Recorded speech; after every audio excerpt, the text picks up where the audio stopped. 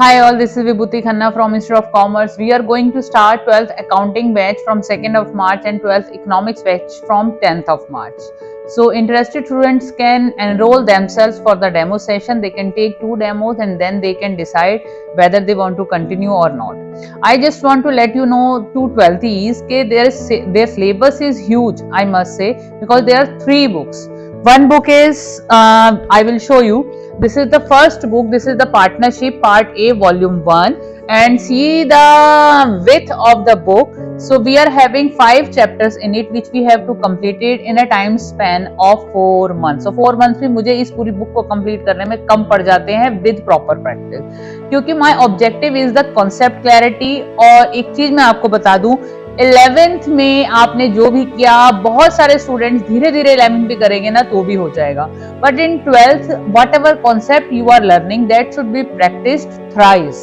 ये मेरा मोटो है कि 3 बार अगर आप प्रैक्टिस करोगे तभी कॉन्सेप्ट मेमोराइज होंगे, क्योंकि rigorous practice is needed. So this is the first part which you have to do, that is the DK Goyal book. Second part is analysis of financial statement. You can see the size, 4 chapters in 8. अभी इस book में थोड़ा सा issue है. Book में issue क्या है कि 2 चैप्टर्स लास्ट ईयर सिलेबस से कट गए थे, इस साल वो इंक्लूड होंगे नहीं होंगे, तो वो सीबीएसई सिलेबस 31 ऑफ मार्च तक बताता है, तो तभी पता चलेगा. तो वो 2 चैप्टर अभी इस बुक में नहीं है. और एक जो सेकंड बुक है आपकी, वो अभी मार्केट में अवेलेबल नहीं है, वो सीबीएसई के सिलेबस के बाद अवेलेबल होती है, क्योंकि अगर कुछ चेंजेस हैं तो वो उस बुक में करके फिर पब्लिशर पब्लिश करते हैं. तो आप ये देख लीजिए, these 2 books you have to do. ये बुक आपकी 4.5 महीने आराम से लेगी, और उसके बाद भी आप कहेंगे मैम अभी परफेक्ट नहीं हुई. कम से कम 2 से 2.5 महीने इस बुक के लिए चाहिए. और अभी एक बुक और है जिसका साइज भी नियर अबाउट यही होगा.